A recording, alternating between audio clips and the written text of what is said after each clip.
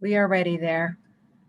Thank you so much. Welcome, everybody, to our council meeting, May 18th, 2021. You see before you, council, an agenda, items 1 through 7, including new business. And I note there is nothing outside the kit today, and nothing's been brought to our attention. So I'll call for a motion, please, to adopt the agenda. So moved by the Deputy Mayor and second by Councillor Antle. All in favor, please. And all contraminded and carried. Thank you so much. Minutes of May 4th, 2021. Let's pause for a second. Note any corrections or omissions. Council, please.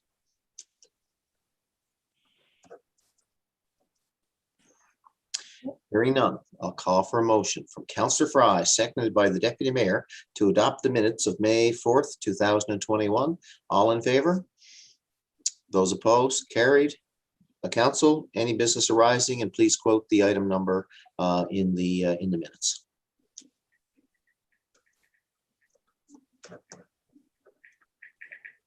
Moving right along.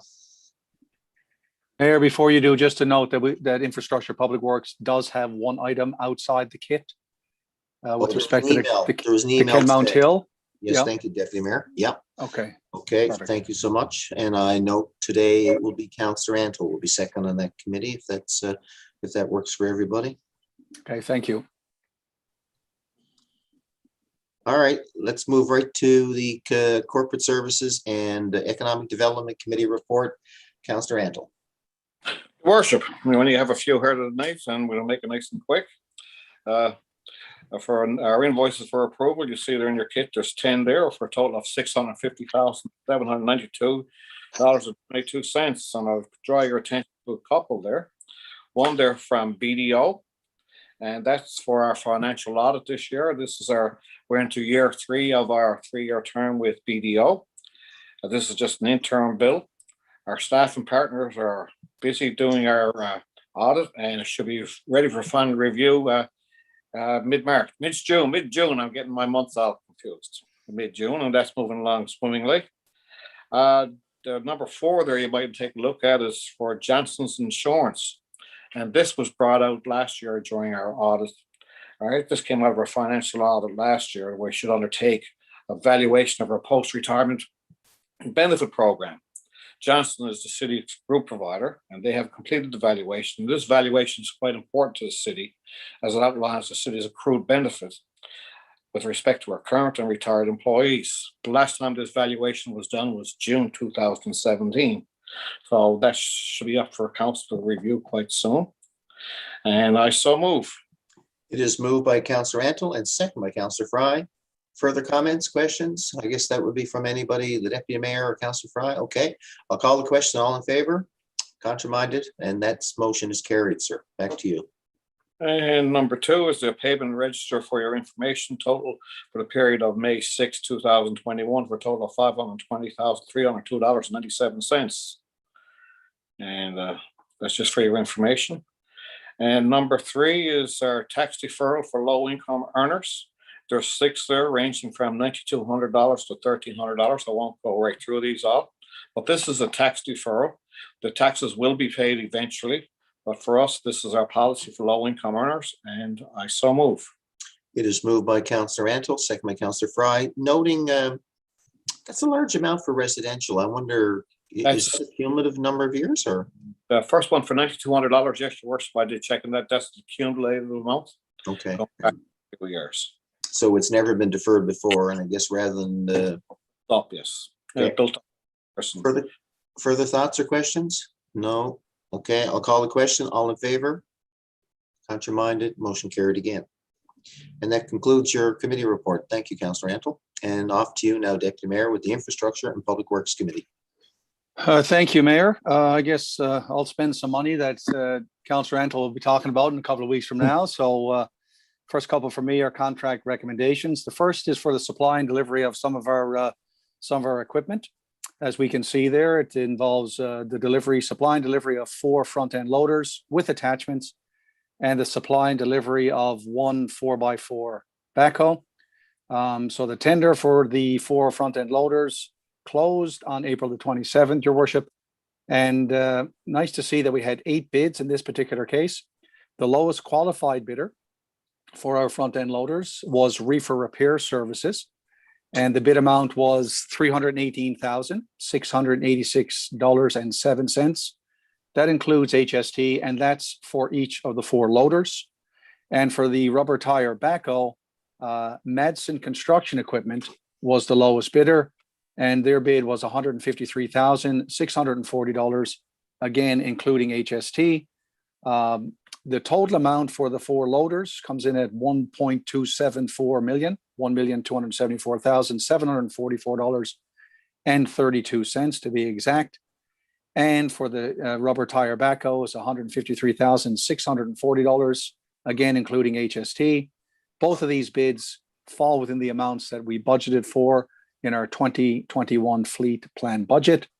And I move that we proceed with awarding those contracts, Your Worship. Thank you. Moved by the Deputy Mayor and seconded by Councillor Antle.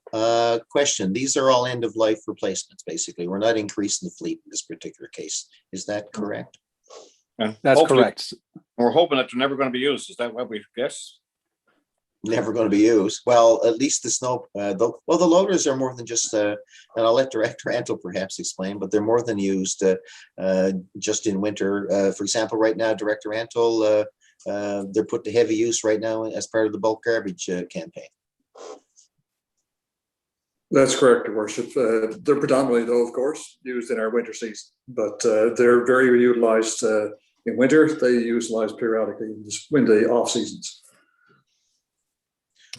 Thank you, sir. Okay, I'll call the question if there's no further comments. All in favor? And those that are opposed, motion carried. We are about to get the delivery of those. I hear it could take anywhere from 6 to 12 months before they come in. Is that accurate? That's accurate, up to about 12 months, Your Worship. Yep. Yeah. Okay, thank you. Go ahead, sir. Our next contract recommendation, another piece of equipment. In this case, it's for a ride-on lawnmower. The tender for this particular piece of equipment closed on April the 29th of 2021. We received 3 bids, and NL Kubota Limited was the lowest qualified bidder, and the amount was $31,182.25, including HST. This is within the amount budgeted under, again, our 2021 fleet plan budget, and we're recommending that we proceed with the awarding of this contract. And I so move. It is moved again by the Deputy Mayor and second by Councillor Antle. Any questions, comments, going once? Okay, I'll call the question. All in favor? Contrary-minded and carried. Thank you, Your Worship. The third item for us now has to do with upgrades and work this season to Badcock Place. In this case, it involves some Newfoundland Power infrastructure underground in the area. The services are underground over there. So while we were tearing up our infrastructure, we reached out to Newfoundland Power to see if they'd be interested in upgrading their infrastructure at the same time, rather than having to come back, several years down the road and sort of dig into the new road work that we're doing here. So Newfoundland Power, in relation to this, submitted a quote acceptance form for approval. And this will allow an on-site technician from NL Power to be on standby during the works when we become close or adjacent to their underground infrastructure. So the quote acceptance form, as is outlined there, regular hours for the power line technician to be on site for trenching at a regular standby rate of $103.50 per hour, and overtime standby rate will be $139.45 per hour. And this is based on a contract schedule, estimating 40 days at 10 hours per day for a lump sum estimate of $43,000 plus HST. Just to note, Your Worship, that this is the upper limit of what it could cost if the technician was on site for the 40 days, but we don't anticipate that. It's just when we're doing work in the area and we come upon their underground services, or if they're there doing work on their own underground services, it's at those times that this technician will be required to be on site. But this is the outer limit of what would be expected if they were there on site every day. So I just wanted to point that out there. So we're recommending approval of this quote acceptance form, and I so move. It is again moved by the Deputy Mayor and second by Councillor Antle. I think this is a good thing, rather than tear up infrastructure and streets on multiple occasions, when you can coordinate, I think it's very positive. Any other thoughts, Council? Councillor Antle. Just a quick question. So we call Newfoundland Light and Power, and they're coming in while we're digging up Badcock Place, and they're going to charge us $103 an hour just to stand by in case something goes wrong. Is that how that works?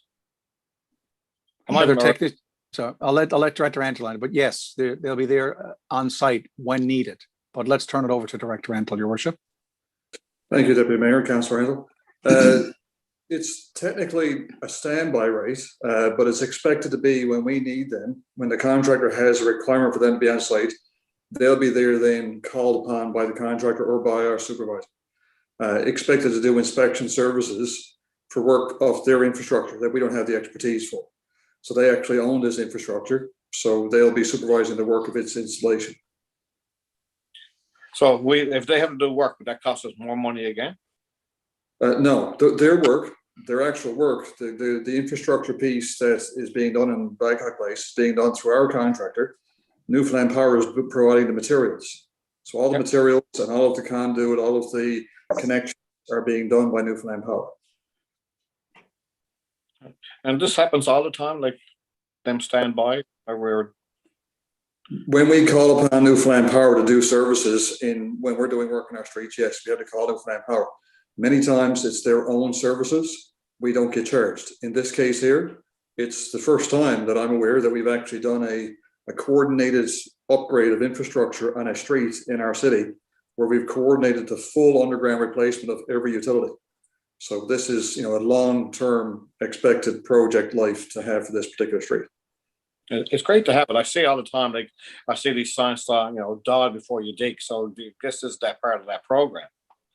So, so if any contractor would call Newfoundland Light and Power, they charge them $100 an hour just to stand by while they dig. They will charge. They will charge the contractor a certain rate. I'm not sure exactly what the rate is, but this is the rate that they're charging our municipality. I just looking for some clarification here. So we contacted Newfoundland Power about doing upgrades while we have the street dug up, correct? We did. We coordinated with last year. Are they doing the upgrades? We're having our contractor that actually installs trenches. Yeah. That they actually put their underground utilities in. So that's why we're coordinating at the same time. Their infrastructure replacement and upgrading is not required at this time. So they've actually, by our request, they're upgrading their infrastructure ahead of their schedule. So this is the benefit that we're achieving for the residents living on that street and for the infrastructure delivered to our city. I understand. I mean, I understand that. And I appreciate it all being done while it's dug up once rather than have to inconvenience residents and dig it up again. I just shake my head that we are upgrading their services and we have to pay to have one of their technicians there at the same time. Like, is this a normal thing? Or, I mean, you think we're doing them a favor, really? So shouldn't they provide somebody to be there on site? This is, again, upgrading infrastructure ahead of their schedule.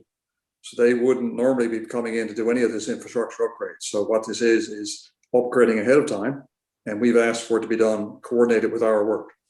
So it's our cost. I understand, and I agree. I just think it's a little bit, just doesn't sit right. Well, we had the option of proceeding with our own project and not reaching out to Newfoundland Power, doing all of our underground infrastructure upgrades, returning the curb and gutter, returning the pavement, and then, several years down the road, Newfoundland Power having to come in and do a tear up in the area to upgrade the underground services. Yeah. So we felt it prudent to reach out to Newfoundland Power and say, while the ground is open, while they said it's ahead of our schedule, they're still providing the conduit and all the materials to be installed. It's just as a part of the reach out, our contractor is going to do the installation of their materials and their infrastructure, and then they require their expert personnel to oversee the installation. So that's what this particular item is about here. No, I completely get it. I understand. And I certainly wouldn't want to dig it all up again in a couple of years down the road. I just think, to me, it just doesn't sit right. To me, I would expect that they would at least provide somebody to oversee it And I know the benefit of it, and I'm not disputing that. It just doesn't seem right. I would expect Newfoundland Power to provide somebody and not have us pay $100 an hour to have somebody there. But I understand the reasoning behind it, and I will support this. Further discussion? Great discussion, by the way. Thank you. All right, I'll call the question. All in favor? And those opposed? And motion carried. Thank you. And thank you for the explanation there, Director Entel. Much appreciated. Okay, Your Worship, the last couple of items, a few items for me are some status updates. The first is for Public Works. Our spring bulk garbage is underway, and we can see it all throughout the city. Again, just a reminder, and I know I've had some comments, and my other colleagues have had comments from residents about people putting their bulk garbage out, a week in advance or multiple days in advance, and it just leads to litter in the neighborhood. It's an eyesore. So we ask people to, we usually start on a Monday, so if they could put it out Sunday night beforehand and not put it out too far in advance. And also some of the items I've seen thrown out, I mean, it's just construction materials and splintered boards and all this sort of stuff. So be sure to have a look online to see what it is the city is willing to accept and will accept, and how you should have things bundled, and not just put it out in a heap out in your front lawn, but help our crews expedite the process when the picking up is taking place. So just a reminder to our residents about that. Our road maintenance, sorry? May I just ask something on bulk garbage? Please. I want to add something to Director Antle. I know that our bulk garbage is on Mondays, scheduled on Mondays, but it's not always picked up right up that day, correct? Because a lot of people, I've had a few people reach out to me, say, look, I put my garbage out. I only put it out a day before. I'm not allowed to put it out before then. I put it out a day before, and then it takes 2 or 3 days before your people come pick it up, and people come and sort through it and take things, and it just makes a mess. So for the information of public, I just wanted to ask about the time frame of picking up bulk garbage. So there's 2 forms of bulk garbage collection in our city. So we have our spring bulk collection, which happens throughout the week. So it's a 5-week period in the spring. So that's every day of the week. We're collecting bulk garbage through the periods of the city as identified in our schedule. I just don't remember exactly which area of the city right now, but it's through a 5-week period. There's also bulk garbage collection by appointment, which we take outside of our scheduled bulk garbage. We generally do that on Mondays, because that's when we have our collectors in our city are mostly available to us outside of the Tuesday to Friday regular household garbage. Depending on all of the appointments that we take, we will do additional appointments throughout the week as our demand dictates. So generally speaking, it's a Monday. Sometimes we'll go outside of those dates to pick it up depending on the demand. Okay, but if it's put out on Monday and then Tuesday evening comes and it's still not picked up, when can residents expect it to be picked up at that point? So that we would expect, first off, residents will be given an appointment time. So we'll tell them we're going to pick it up on Monday. If we don't pick it up on Monday because of the appointment time, it's either we had too much to pick up that day we didn't anticipate, and then we run into the next day. So we should be following up the residents to advise them of the change in the appointment or the time. So it'll be our service expectation. Okay, perhaps I misunderstood. I thought it was bulk garbage for an area to be picked up, but you need an appointment for that? No, sorry. During the 5-week scheduled bulk garbage collection, there is no appointment. It's per your actual identified weekly schedule in our calendar. Right. Outside of that 5-week spring collection, there's appointments for $25, and you can make an appointment time with us, and we'll give you a set appointment time, generally on Mondays. I understand. I don't want to prolong this any longer, but I know in my area bulk garbage was yesterday and it hasn't been picked up yet. So I'm just wondering when residents can expect that to be picked up. I just jump in there, Director Entel, because I'm in the same Right. area, but sometimes the crews will go around, they may pick up metals first. Mhm. So if you got an assortment of items out, they don't stop at my place and take everything on my lawn at the one time. They sort of have, depending on the material that's being picked up. So that may be why it may take until Wednesday. If Wednesday is when they get to metal days and you only have metals out, well, yours may be picked up on Wednesday. That's been the experience that I've seen in my neighborhood, Director Andrew, over the years. And I don't know if you want to clarify that. Sorry, I was misunderstanding the question. That is correct. There will be a variation in collection during our spring bulk garbage collection that will identify, depending on what you have out. Sometimes it's tires, sometimes it's metals, sometimes it's wood material that we can chip. So we'll vary throughout that week. So you might not get it all picked up on the first day. Yeah, I had the same conversation with a resident in Lindbergh yesterday who saw multiple trucks go by the house, and I'm glad I gave the same answer as you, Director. I separated into metals, tires, and then typically wood products or the like. And I said, you may see even in the course of one day or 1 week, because it's not bulk garbage day, it's bulk garbage week. But you may see three trucks go by your house and actually pick up make 3 separate pickups on your lawn, depending on the material. Tires have to go to tire recycling, metals to the metal recycling center. And then I think even Robin Hood Bay expects certain materials to be dropped off separately from other materials for purposes storing.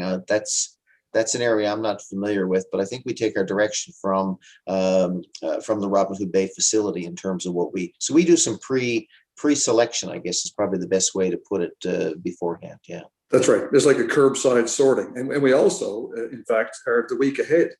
We'll be patrolling in the areas we have door knockers that we drop off. We point out things that we're not able to collect. So we'll do proactively in advance as well to advise residents. So they might get notices on their doorsteps. But Director, the most common question I get is, can you put tires out on rims? We would prefer people return tires to dealers that actually accept tires for recycling, but we will take them too. Right. That we will take them on rims, we will take them outside, but we generally speaking don't want them dirty. Sometimes tires are outside of the rim and filled with a lot of dirt, and we can't get them recycled as easily as we would like to. Yeah. Thank you. Final thoughts? Well, there's no motion there. Back to you, Deputy Mayor. Yeah, all good questions. They're all good questions because again, we get questions from our residents like that, and it's nice to provide clarity. Okay, the other thing, of course, is our road maintenance and our garbage collection signage. Recycling is still ongoing. We're seeing our crews around now doing repairs to the lawns that occurred during our snow clearing operations. With respect to our capital projects, one here is about the tender on City Hall upgrades for our roof and heating, ventilation, air conditioning. It was scheduled to close on May the 12th. But that's been extended to May the 25th, just for the information of council and our residents. Upcoming tenders, the pedestrian underpass repairs that we spoke of is upcoming, along with Topsail Road storm sewer upgrade and our asphalt renewal under our gas tax funding. With respect to our facilities maintenance, the baseball field light tower wiring harness began, I think is completed now. The janitorial services tender has been issued for public tender. That closed yesterday, and the service contract tenders are being prepared for plumbing maintenance services, as well as electrical maintenance services there. So that's it for the update, Your Worship. And if you'll just give me some background music, I'll get into my other file here for the... Not my specialty, Deputy Mayor. I'll hum. There you go. Sorry, I'm trying to find the one now. Take your time. On the Kenmont Hill. I'm not hearing any humming there, Your Worship. Okay. Here we go. Sorry about that. I got the email. Just got to get down to the attachment. Here we go. Sorry about that. Okay. Dead air is a killer on radio, isn't it? Especially on Zoom. All right, this one here, Your Worship, has to do with the Kenmont Hill water system study. And we discussed this extensively at our last committee meeting, as well as our committee of the whole meeting. And a pre-design study is required for all the elements. We're talking about the Kenmont Hill area now with the water tower. And we were looking at this with respect to some future developments up there, up in our Northlands, Your Worship, as you referred to. So we want to do a pre-design study for the entire system up in this particular area. So a pre-design study is required to review all elements of the system. So that includes your water tower in terms of the tank size, the pump house at the bottom of Farrell Drive to look at its capacity, the structure's capacity, the sizing of the water mains in the area, any system expansion requirements. So we're looking at upgrading the system up there, and this has to do with a pre-design study. And that will be the final step prior to actually designing the water system up there, not just for current use, but as we said, for future use. And CBCL, the company, can complete this report in 4 to 6 weeks. And we've had a working relationship with CBCL, and they've done extensive work on this project for several years now, and their knowledge and background are taken into consideration here. So our recommendation is that CBCL be authorized via a sole source contract to complete the pre-design study at a fee for $19,705. This includes HST, and this is within our available budget. And again, we can have this completed within 4 to 6 weeks. And I so move. It is moved by the Deputy Mayor and seconded by Councillor Antle. Comments? I'll call the question. All in favor? Counterminded? Carried. And that's it for our committee report, Worship. I thank you.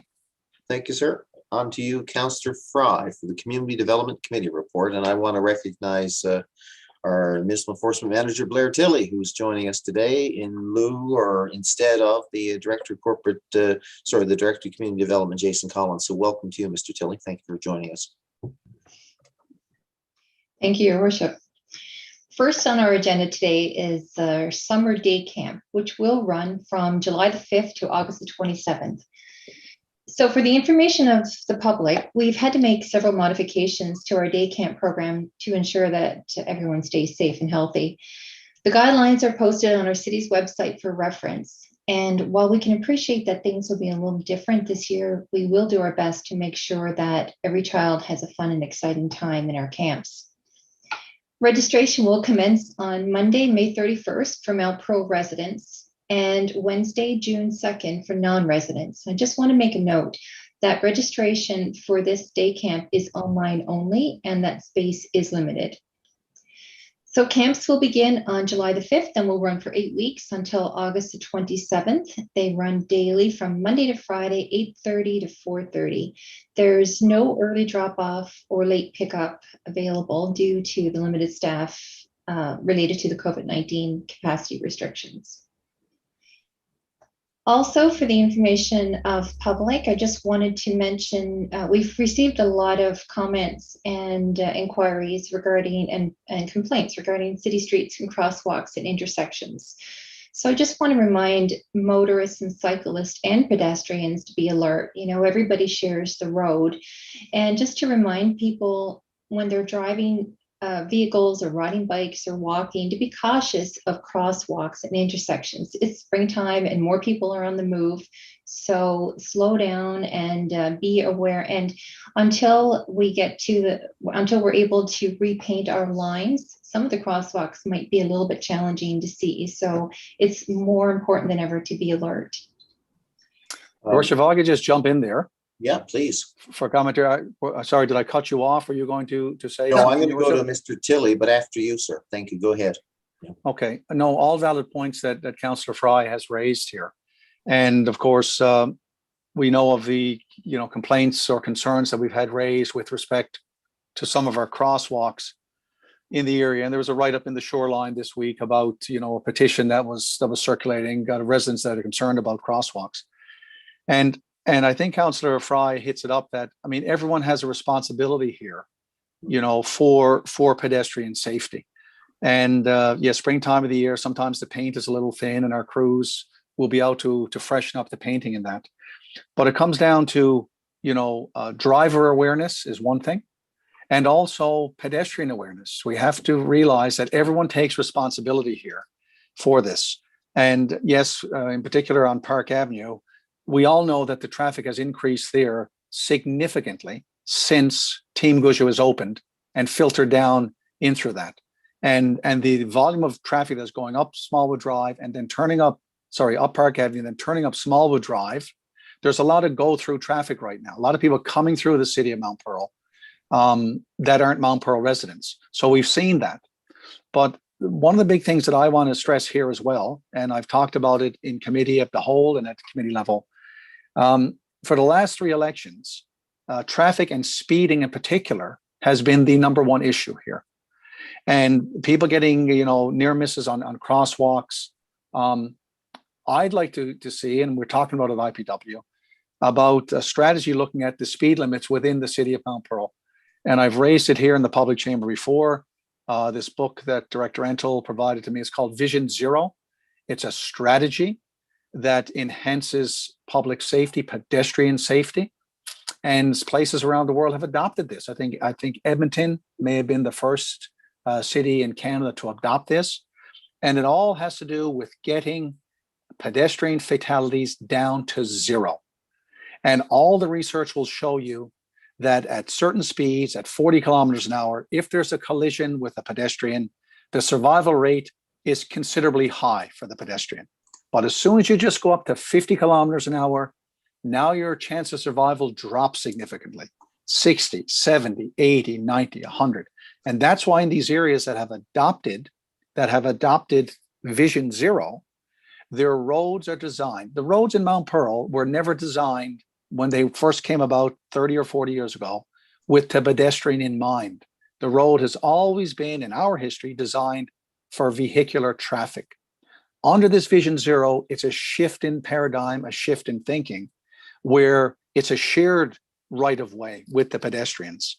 So I just want to throw it out there to let our residents know that it's not falling on deaf ears. It's a huge challenge, to put one of these lighted crosswalks up that we put at, down by Park Avenue or Smallwood Drive, where we narrowed the road and then put up these pedestrian activated. I mean, they run, I guess, $20,000 to $25,000 per crosswalk. So there's a cost associated with this, but that won't prevent, collisions and fatalities if we don't have pedestrian awareness, driver awareness, and we still have to look at the speed limits in our city.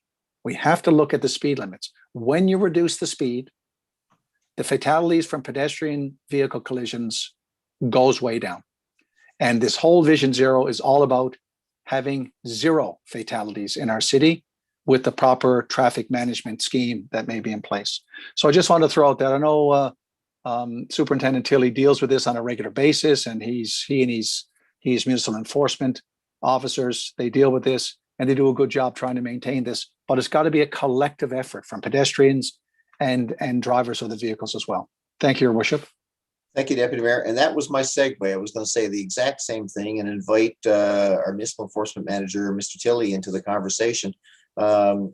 It certainly does take, Mr. Tilley, it does take quite a bit of team effort to make this work. Everybody has to be aware of safety, and to the Deputy Mayor's point, follow at least the existing rules we have here today. And of course, you're in the unenviable position. You have to enforce those rules, and sometimes with punitive measures. Where are we this year compared to other years? Is it pretty well the same thing? Thank you, Worship. I would have to say generally, yes. At this time of year, like Councillor Fry had alluded to, pedestrian traffic does increase. So you tend to get the complaints that come in a lot more because of the time of the year, people being more active. The enforcement team is out on a regular basis. We focus a lot on our schools because there's a lot of children who are walking to school and the activity going home afterwards. So we do tend to focus on the schools and making sure that's safe. I'm always in constant contact with the RNC and the traffic services, and getting their support with the enforcement of our regulations and the Highway Traffic Act. And just the last point, I guess, is to remind the public that it is an offense under the Highway Traffic Act to fail to yield to a pedestrian that's in the crosswalk. So those things are very important and are taken seriously by our enforcement team as well as the RNC. Councillor Antle.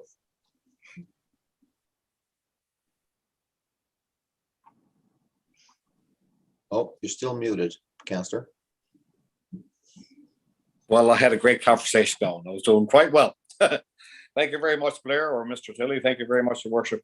I mean, we've been all talking about speeding, and I was talking to Blair on this today, and I asked them, what they were doing, and Blair alluded to it exactly what we are doing. We've doubled up our patrols, and the RNC are out there too. But as Deputy Mayor just said, if we lower the speed, we'll fix the problem. Our residents wants to do something now. I mean, I get calls all the time, and we all get the same calls. How can we fix it now? I hear calls about speed bumps. Why don't we have speed bumps on Park Avenue? Why don't we have speed bumps on Commonwealth Avenue? That's the question that our residents are asking. That's the questions we have to try to fix, I guess. But I mean, the first step is, could we just reduce the speed on Park Avenue? Or Commonwealth Avenue is a double lane highway, but if we just reduce speed on Park Avenue now, would that fix the problem? I'm struggling, who's going to answer that question? That sounds like a lot of committee work, and my gut feeling is, I've never seen the Vision Zero the reporting, and I don't know how they made out in Edmonton, but my gut feeling is if people would slow down, I'm not sure you'll reduce every accident, but to the deputy mayor's point, is you certainly reduce fatalities, which is a bit like the way we're dealing with COVID. But if you want to reduce speed limits, we need to go to committee and have staff have a look at that, which would be the committee that you and Councillor Fry are on. Yeah, but the residents are asking me, what are we doing now? And the reason I'm asking it now is that the residents can see that we are considering what we can do next. It takes time to reduce speed, but until we reduce speed, I mean, we don't want to get our youngsters hurt on any crosswalk. And crosswalks are being painted, but for the next short time frame, what can we do? That's what our residents are asking. Yeah, all good questions, and what the deputy mayor spoke about too will require lots of investments to change some of the streetscapes and how they work. And I would suspect the deputy mayor, if we reduce the speed limits, we're going to have to at least pick up enforcement a little bit too. I think the two got to go hand in hand. Would you agree? I would agree, Your Worship. But just a couple of points that Councillor Antle spoke to there, because the go-to with speeding or traffic issues is always the speed bump. But again, you got to look at the science and the research and the inherent problems with the speed bumps. If you've got, visitors coming into your neighborhood and they're not familiar where a speed bump is, it could actually result in accidents. The speed bump could contribute to accidents, people, hitting it unknowingly or veering to avoid it or what have you. So there's issues with the speed bumps. So they are not the panacea cure-all.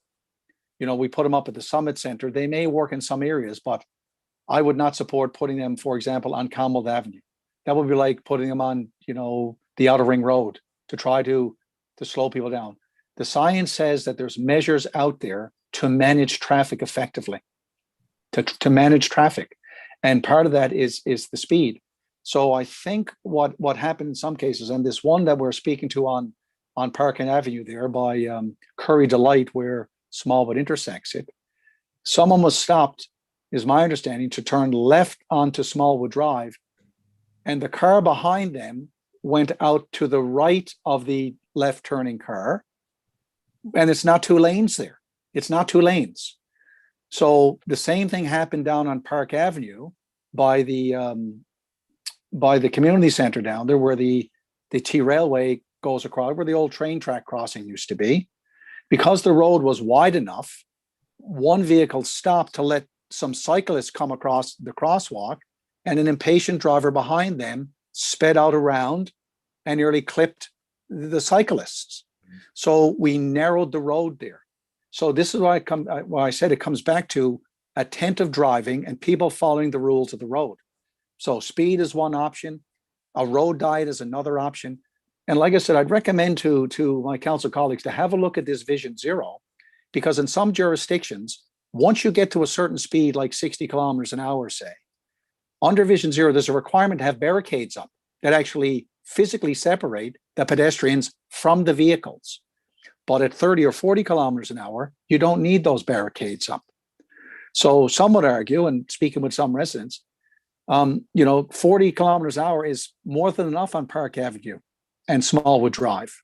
And maybe Commonwealth has 50 kilometers an hour because it's commercial. And maybe Thompson Road could be as high as 60 kilometers an hour because it's predominantly commercial. But there's no reason, in my opinion, why any residential street should have a speed limit of 40 or 50 kilometers an hour. You don't need to be going 50 kilometers or 40 kilometers coming up my street in Mount Pearl to get out into Smallwood Drive extension. So my point I'm trying to make here, I don't want to belabor it, but just to let the residents know, we're not ignoring it. It's a complex issue that requires investigation. And some of the measures that we'd implement, that they're budgeted items. They cost money to do that we haven't budgeted for. So I just think there are some measures that we can do, perhaps to Councillor Antler's point, that we reduce the speed limit, bring it back to committee and see, can we reduce the speed limit on Park Avenue and Commonwealth Avenue to 40 kilometers an hour? I do know when I drive Smallwood Drive section between the Team Gushu, where we've put up the 30 kilometer zone. And I've heard frustrations from residents saying, geez, what do you got 30? But when you're doing 30 and little kids scoot out there on their scooter, you have time to react. And that's the whole purpose of reducing the speed limit. It increases your reaction time. If you're doing 50 going up Smallwood and a little kid goes out on a scooter, it's a shorter reaction time and a higher chance for collision and fatality. So it's a bigger issue. I suggest we bring it back to committee and see if we can't reduce the speeds on some streets. Thank you, Your Worship. Thank you, Just- sir. Councillor Antle, final comment. Just one follow-up question, and I'm only asking this because I was asked this question, I said I'll bring it in publicly. On that speed limit on Smallwood Drive, where's 30 kilometers? Why is it only that short period, half a kilometer? Why don't we have it extended further? That was driven, I believe, by an accident that occurred at the Arena Road intersection. And I think the idea was to slow traffic down coming into that area. So at the time, rightly or wrongly, the perception was speed was a more critical factor in that part of Smallwood Drive. And I think it was based on experience. Simply put, the bottom part of Smallwood, I don't think it had any bad experiences, but we got to be careful. We're not driven by every accident in the city. I think we got to be a bit more proactive and look at the big picture. Director Antle. Thank you, Your Worship. That section there at Team Gushu at the entrance, we had that studied several years ago. That was a design study that actually identified the reduced speed that goes hand in hand with the crosswalk. And we actually reduced the width of Smallwood Drive in that section. So that was particularly to protect pedestrians to make the crosswalk.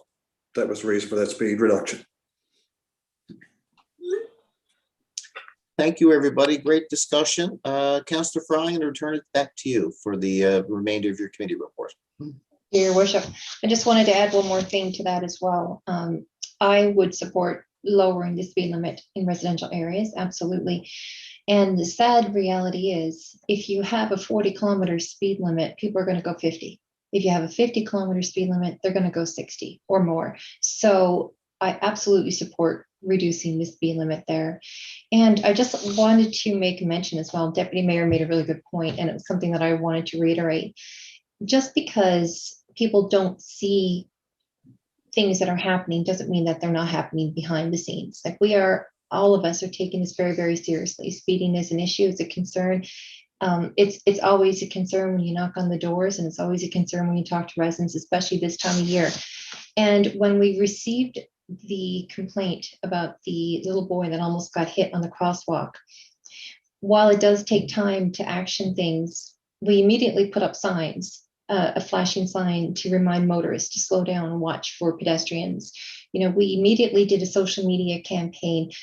Anything that we can do within our control, we do right away.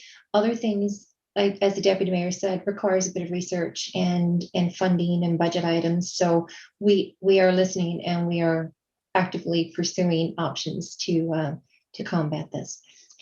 And that's all I just wanted to say on that, Your Worship. Next, moving on to our planning division. I have an item here for 9 Sagona Avenue, and it's from CMT Inc., which is Eastern Hydraulics Limited. So this is new buildings, the planned development to put a second building on the lot. So the committee reviewed and recommends approval of the planned development application, a development agreement be signed and registered on the title with the Registry of Deeds, and that a development permit be issued subject to section 7.15 of the Mount Pearl Development Regulations 2010, subject to the conditions outlined in the Community Development Report dated May 4th, 2021. This, Your Worship, is something that we discussed in our committee of the whole. You might remember the discussion of putting a second building on the same lot, on the rear of the lot.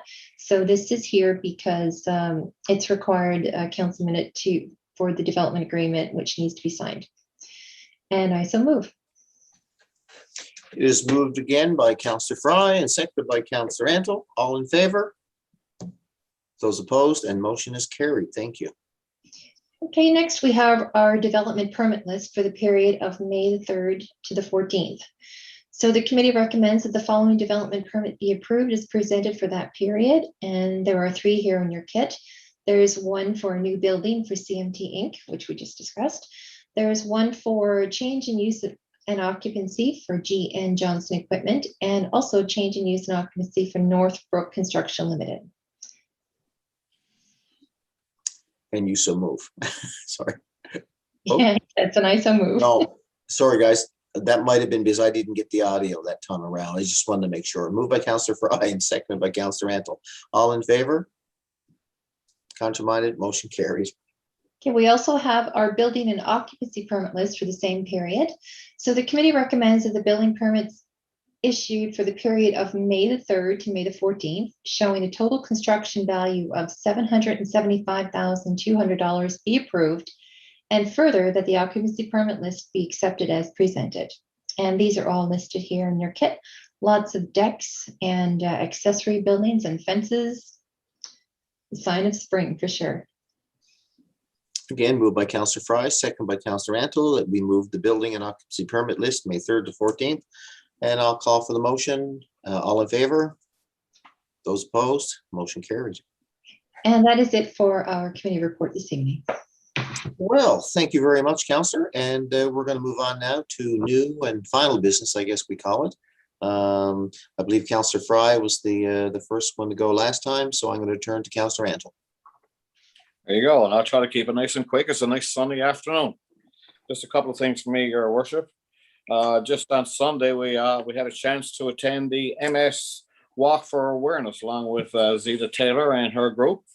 It was Pause for MS. And we started up there on Critters and Things there on Kenmont Avenue, myself and Your Worship and the Councillor Fry. And we had a chance to socialize again with the MS group. And it's so good to socialize with the MS group, as we talked about it last week. But not just a group for awareness, MS awareness, it's a support group for those with MS. And so good to get together and socialize, COVID-free or COVID, without a COVID requirements needed. We all had our masks on. It was a great experience. Yesterday, we had a busy day within the city. We had our Donovan's brand relaunch.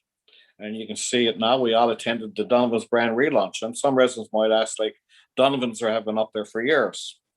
And Donovan's Business Park has been up there years. It has been a hub of industrial activity for our city and the region now for over 40 years.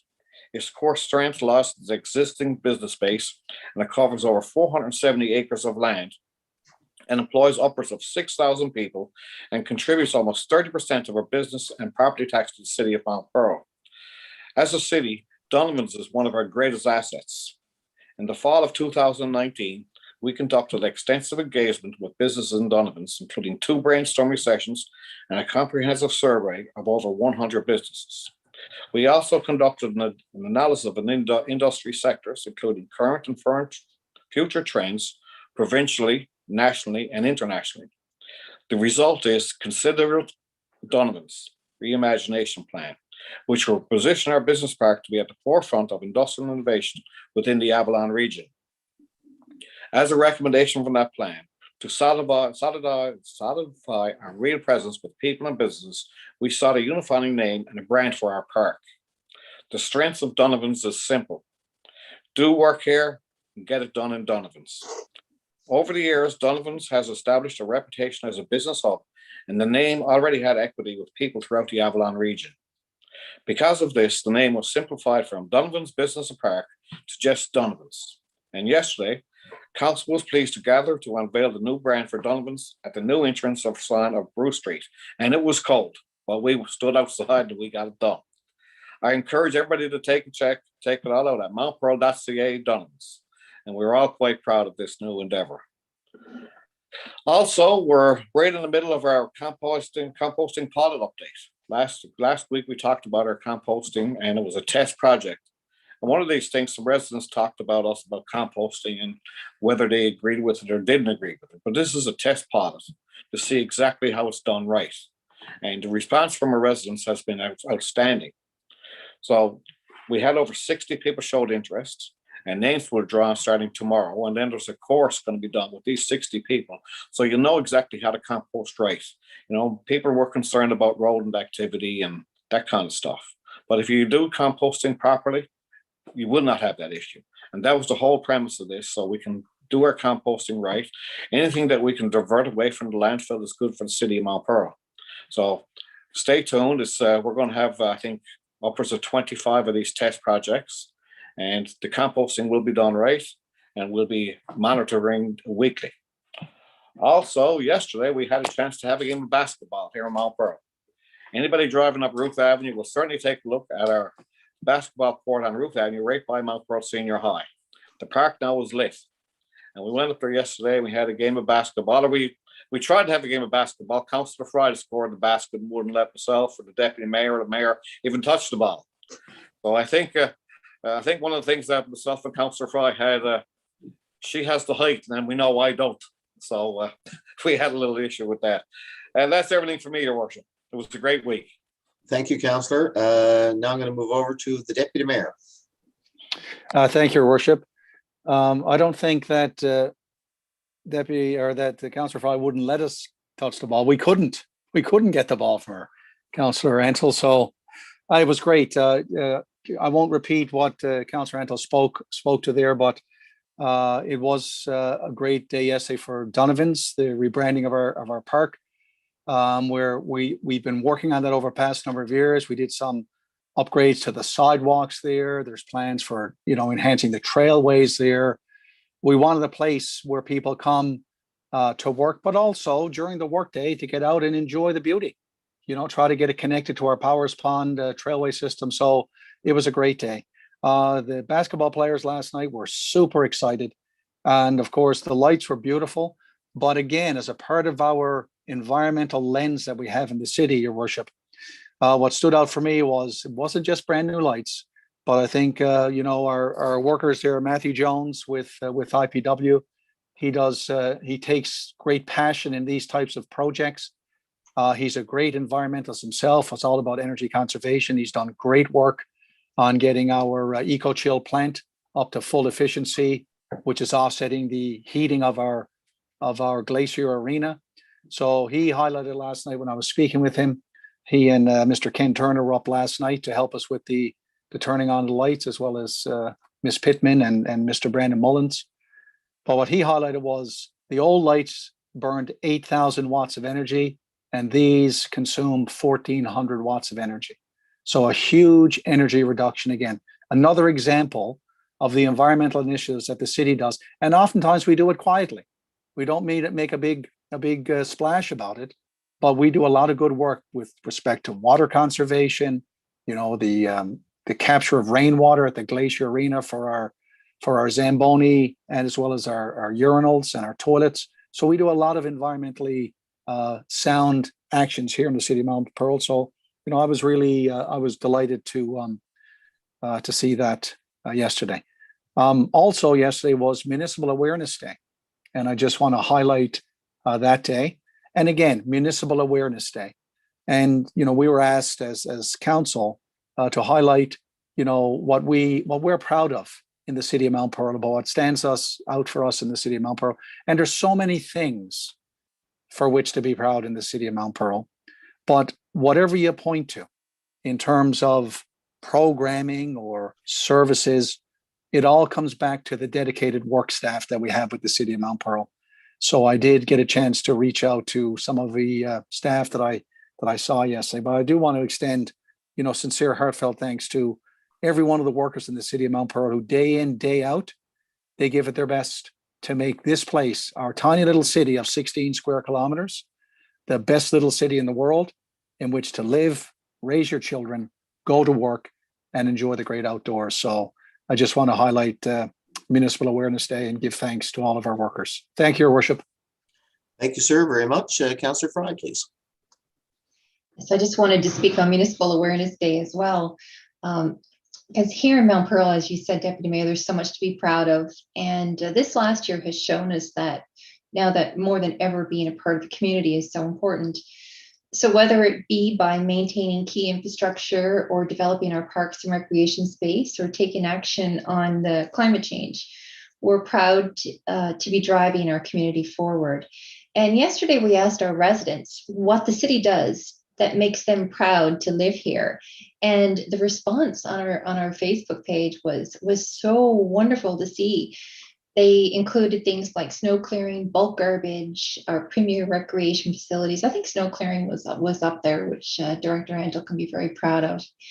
And, as the Deputy Mayor said, we have the best staff here in Mount Pearl. And I just wanted to share a little story before I go any further here.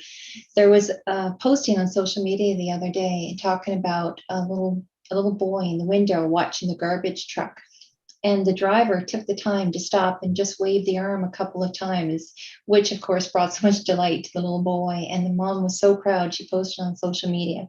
And I read that, and that's something that we all should be so very proud of, because it's those little things that go above and beyond that's what we are, and that's what makes Mount Pearl. And I'm so proud of our staff. So thank you, as the Deputy Mayor said, on behalf of all of us, please pass along thank you to each and every staff, and happy Municipal Awareness Day.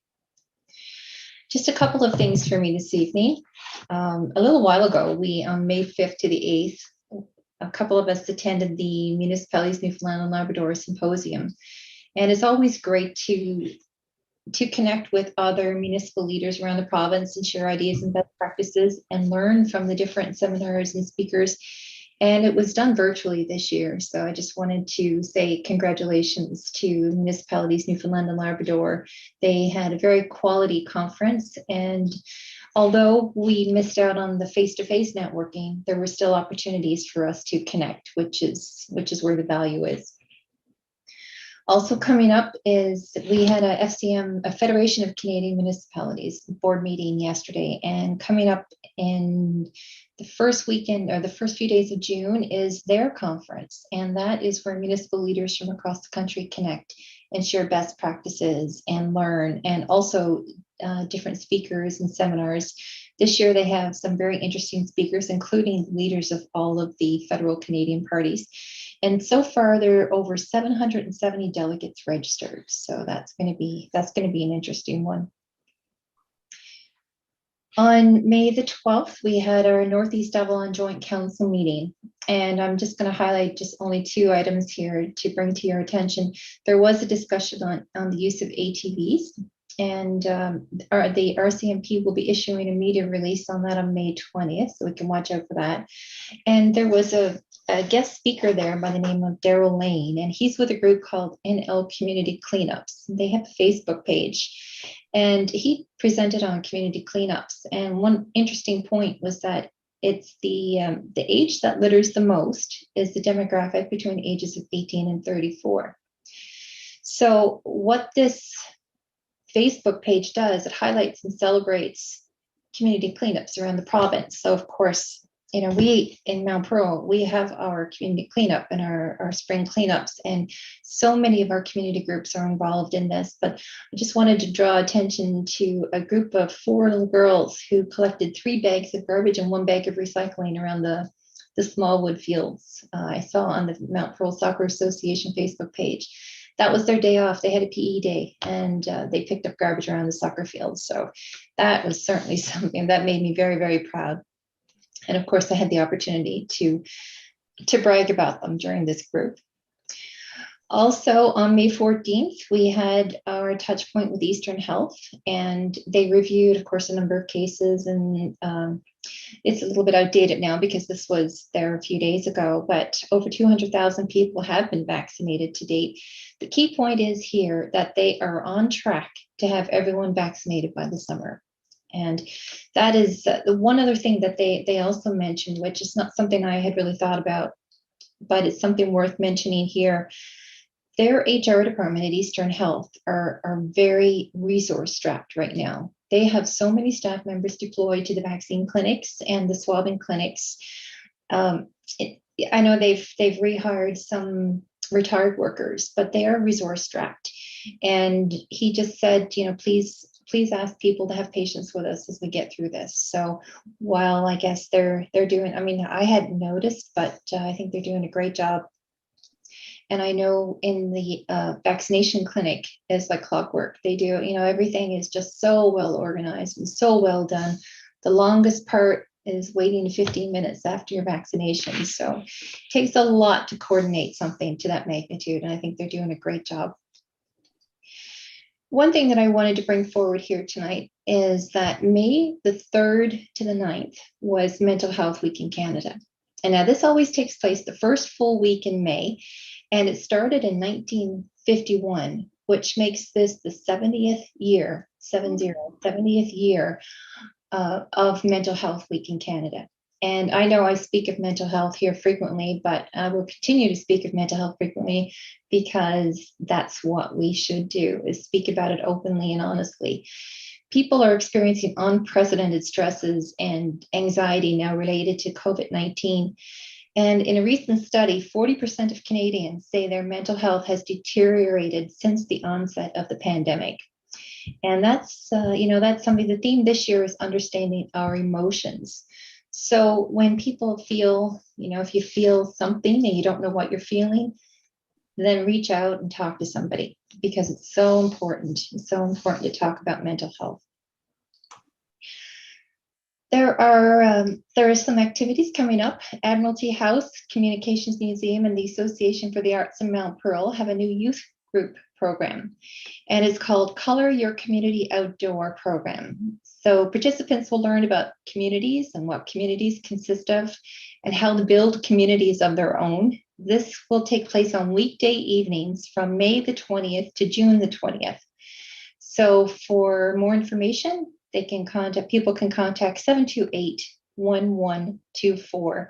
And also this Saturday, they have another event. It's the Sidewalk Chalk Comics. And that's at the Annex from 2:30 to 4 p.m. As well, for the public, we have free Wi-Fi zones, which was announced this week. So we now have free public Wi-Fi in different areas of the city, including City Hall, Centennial Square, the Summit and Reed Centers, and the Glacier. And that is something that I'm really excited to see. And finally, for me, is the trails. I wanted to let you know about the trails wayfinding, because last year the city embarked on a new trails wayfinding project. And the goal is to redesign and produce new signs for our trail network. We have an extensive trail network here, as you guys know. 60 plus kilometers of trails. And this system will have better directional signage and improved maps, and it's coming to life this spring. So we're really excited to advise residents that we've started digging the holes and pouring the concrete, and the new and improved trails wayfind signage system will be set to be up around the city in June. So we'll be sure to communicate when the new signs will start going out. And this is just another addition to our already amazing trail network. And that's it for me this evening, Your Worship. Thank you very much, Councillor. I guess I'll finish off the evening, but I do want to start and end with Municipal Awareness Day, which was yesterday. And I won't get into the list of the suite of services that municipalities typically offer, nor the suite that's offered here in Mount Pearl, which is usually best in class. But I do want to say congratulations to my colleagues on council for supporting some of the great services that we have and the great reputation that the city of Mount Pearl has built up, whether we're talking about community services and recreation, asset management, or just good overall stewards of taxpayers' dollars. And I'd also like to turn to, our senior management who are in this room and ask you, CAO Spurl, Director Antle, Director Pittman, as well as Acting Director Tilley. And there's a promotion for you tonight, Mr. Tilley. But please pass on to your staff on behalf of council our appreciation for all the great work that they do here in the city of Mount Pearl and within the region. We're really proud of what they do. And I've often said, and I know my colleagues agree, we as council, we kind of direct, maybe we direct the orchestra sometimes, but certainly the people that play the most important part in the city of Mount Pearl is our employees. And I want to congratulate them at this juncture and say it's been a rough 18 months. There's no doubt about it, for various reasons. one of the big things comes to mind is COVID, and Councillor Fry talked about mental health and the impact that that the pandemic has had in general on society. But our staff have risen above the occasion. We've delivered our services as best we can, and with the lens of safety being first and foremost. So I want to congratulate all of our staff as well as our senior managers under CAO Spurl for your leadership and your direction and your support of our residents throughout all this. And I just want you to know that we recognize what a challenging year it's been. We're very proud everybody has risen to the challenge, and we've continued to persevere. And to Councillor Fry's point about the Eastern Health Touch Base call last week, it looks like better days are ahead. The challenges will never go away, folks. They'll just change. And we're grateful for all the staff that we have here at the City of Mount Pearl. I'm proud of the work that you do. So I just want to say that in closing. And on that note, I'll call for a motion to adjourn our meeting. And that would be Councillor Antle and Councillor Fry. Good evening, everybody. And we'll reconvene at 6:05 for Committee of the Whole. Good night. Thank you.